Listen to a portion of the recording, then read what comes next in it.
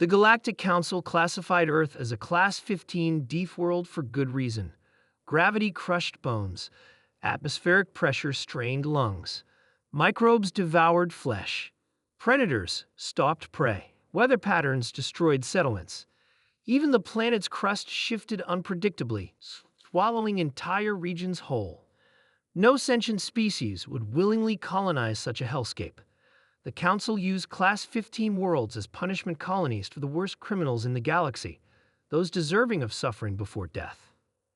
Ambassador Trell stared through the viewport as the diplomatic vessel approached the blue-green orb. His 6 eyes blinked in sequence, a sign of deep unease among the Vraxian people. "Are you certain we must land?" he asked his aide, Mick.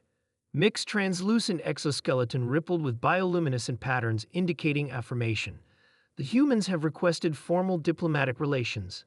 The Council has approved first contact." But this world. How could anything evolve intelligence in such conditions? Trell's appendages twitched. The temperature variations alone would drive most species mad. "The Science Division has theories," Mick replied.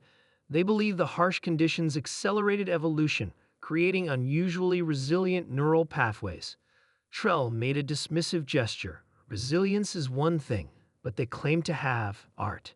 He pronounced the unfamiliar word with difficulty. The landing was smoother than expected.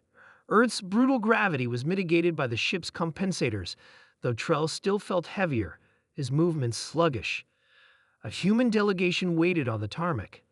Trell had studied their appearance but was still startled by their strange symmetry. 2 eyes, 2 arms, standing upright on 2 legs. Their skin appeared dangerously exposed, with only thin coverings of artificial material protecting them from their world's hostilities. A human stepped forward. "Ambassador Trell, welcome to Earth. I'm Director Ray of the United Earth Diplomatic Corps." The translation implant worked perfectly. Trell extended a formal greeting limb. "The Galactic Council acknowledges humanity's achievement in surviving this world." Ray smiled, a gesture Trell had been briefed about but still found unsettling. "We do more than survive, Ambassador. We like to show you how we thrive."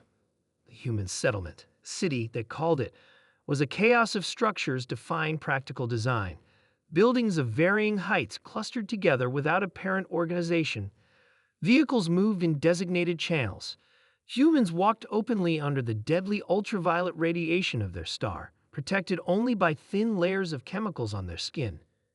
"This structure ahead has particular significance," Ray explained as they approached a massive building with strange geometric shapes. "It's our Museum of Modern Art." Inside, Trell's environmental suit registered safe conditions, so he reluctantly retracted his protective shield. The air smelled of countless chemicals, but the filtration system deemed them non-toxic. "This is what we wanted to share with the Galactic Council," Ray said, gesturing to the open space, filled with objects of bewildering variety. Trell moved cautiously through the gallery. His cultural briefing had attempted to explain art, but the concept remained elusive. Objects created without practical function, purely for sensory and emotional stimulation. He stopped before a large canvas covered in swirls of blue and gold. "This depicts our night sky," Ray explained. The artist interpreted the stars through emotional perception rather than literal representation.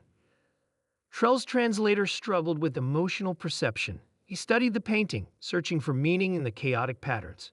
"You find value in inaccuracy?" he asked. Ray smiled again. "We find value in interpretation, in seeing the universe not just as it is, but as we experience it." Over the next 3 days, Trell was escorted to more cultural centers, concert halls where humans produced organized sound vibrations, theaters where they pretended to be other humans, dance performances where they moved their bodies in non-utilitarian patterns. On the 4th day, he requested an unscheduled meeting with Director Ray. "I must understand," Trell said, his diplomat's restraint finally breaking. "Your species evolved on a world that should have killed you. Every day presents mortal danger, yet you devote significant resources to creating things with no survival value." Ray considered this. "Perhaps art has survival value after all, just not in the way you measure it." "Explain. This world tried to break us, Ambassador. Storms, predators, disease, natural disasters. They all threatened our extinction. We could have merely survived, focusing only on shelter, food, defense. Many species would. Ray led Trell to a window overlooking the sea. Night had fallen, and countless lights illuminated the darkness. But we discovered something. When we created, when we made music or painted or told stories, we found meaning beyond survival. Art helped us see beauty in a world trying to kill us. It connected us to each other. It gave us reasons to live, not just ways to survive. Trell's multiple eyes focus on the human's face, searching for deception. You're saying art is adaptive.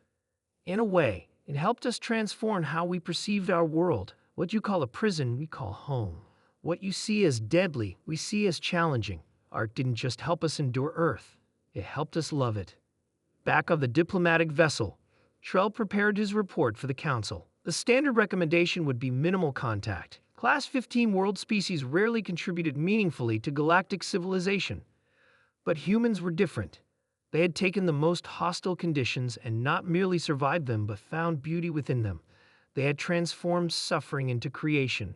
Trell hesitated, then added his final recommendation. Humanity has developed a unique adaptive strategy through cultural creation they call art. This practice appears to transmute environmental adversity into psychological advantage. Further study is warranted, as this capacity may offer insights valuable to all council species. He paused, then added a personal note. I request permission to return to Earth with specialists in cultural exchange. The humans have offered to teach us about music. I believe I would like to hear more. As the ship broke orbit, Trell found himself looking back at the blue-green death world, with its impossible inhabitants who had done the most remarkable thing of all. They had refused to see their prison as a prison. Instead, they had made it sing.